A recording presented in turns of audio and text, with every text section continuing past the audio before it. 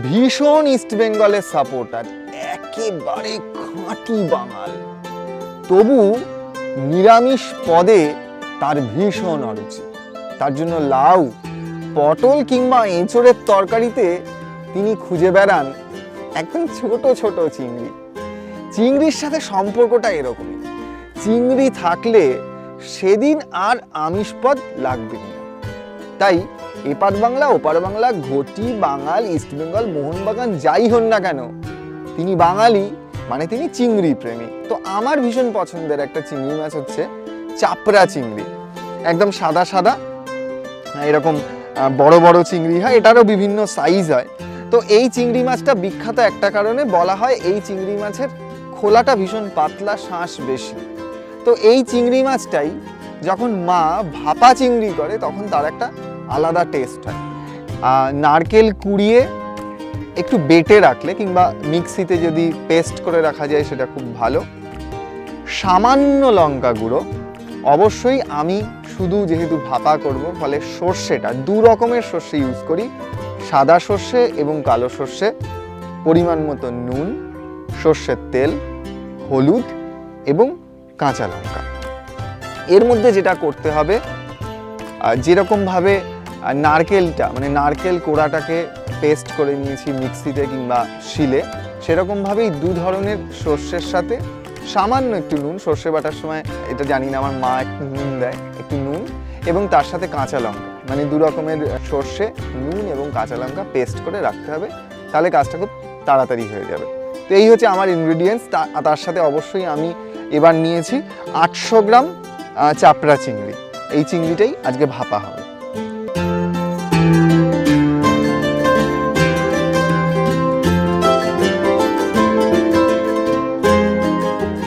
চাপড়া চিংড়ি ভালো এই কারণেই যে সেই চিংড়িতে যে খোলা সেটা খুব পাতলা, ফলে খুব বেশি পরিমাণ চিংড়ি মাছ পাওয়া যায়।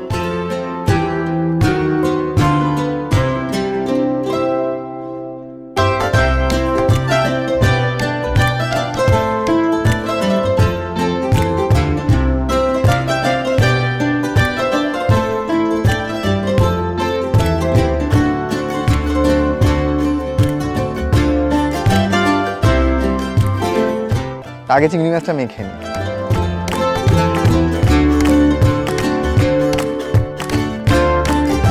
আমার কাছে দু রকমের সর্ষে, কাঁচা লঙ্কা এবং তার সাথে সামান্য নুন পেস্ট করা আছে। পুরোটা দেব না, এটা দিলাম 2.5 চামচ। এর সাথে আছে নারকেল কুড়িয়ে সেটাকে বাটা, সেটাও দেব ওই একই পরিমাণে, সম পরিমাণে। দিয়ে দেবো নুন,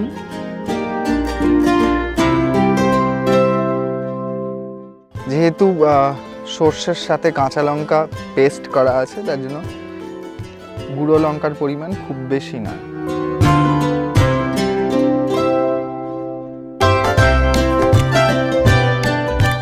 খাটুনির বলতে মশলাটা আগে করে রাখতে হবে, বিশেষ করে দু রকমের সর্ষে, কাঁচা লঙ্কা একসাথে বেটে রাখতে হবে এবং নারকেল কুড়িয়ে সেটাকে, কোড়ানো নারকেল দেওয়া যায়, তবে সেটাকে যদি আর একটু পেস্ট করে নেওয়া যায় শিলে কিংবা মিক্সিতে যদি একটু গ্রাইন্ড করে নেওয়া যায় তাহলে আরও ভালো হয়। এছাড়া চিংড়ি মাছ ছাড়িয়ে একসাথে মেখে আপনি বসিয়ে দিতে পারেন। এবার আমি একটা টিফিন বক্সের মধ্যে এটাকে আগে ভরে নিই।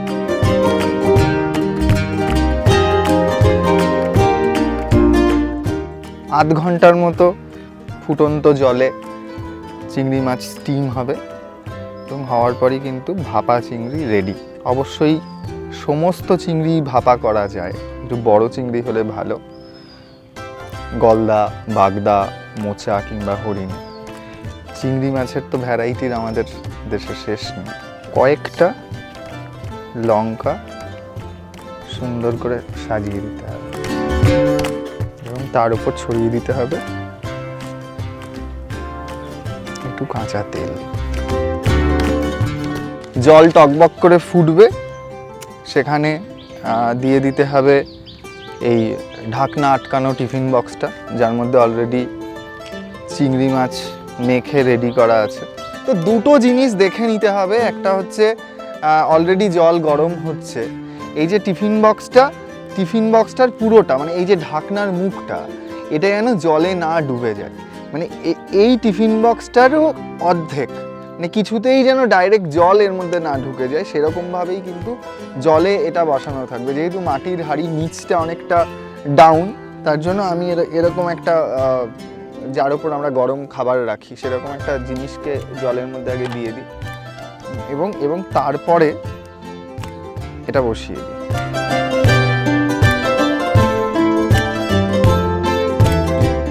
ফুটন্ত জল, যেখানে ঠিক আধ ঘন্টা চিংড়ি মাছটা স্টিম হবে এবং তারপর তুলে নেব। আপাতত হাঁড়ির মুখ খুব ভালোভাবে ঢাকা দিয়ে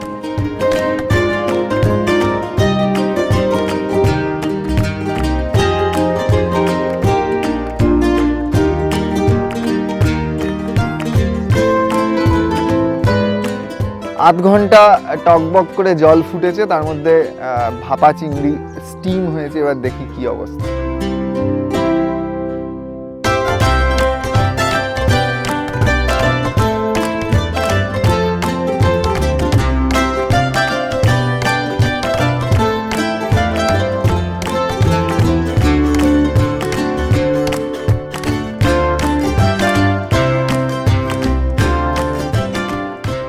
নারকেল, সর্ষে, কাঁচা লঙ্কা, কাঁচা তেল, নুন, হলুদ, লঙ্কা গুঁড়ো, এই হচ্ছে এর মশলা। চিংড়ি মাছটা যথেষ্ট বলা ভালো যে এই রান্নাটা যথেষ্ট স্বাস্থ্যকর, তার কারণ হচ্ছে ভাজা পোড়ার ব্যাপার নেই, পুরোটাই সেদ্ধ করা এবং ইনডাইরেক্ট আঁচে করা।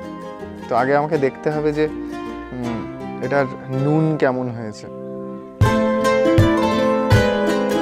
নুনের পরিমাণ ঠিকঠাক, গন্ধটা খুব সুন্দর হয়েছে। আমি একটু ঝাল বেশি খাই।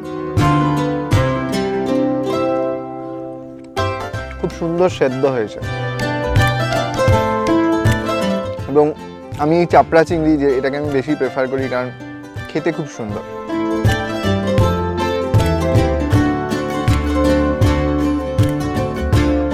বাঙালির সাথে চিংড়ির সম্পর্কটা ঠিক কতটা মধুর মুখে না দিলে বোঝা যায় না। চিংড়ি মাছ থাকলে আলাদা করে মাছ, মাংস, ডিমের প্রয়োজন নেই। আর যদি অবশ্যই হয় এরকম একটা ভীষণ সুস্বাদু, সহজে রান্না করা যায় এবং স্বাস্থ্যকর এরকম একটা চিংড়ি মাছের আইটেম, তাহলে তো লাজবাব।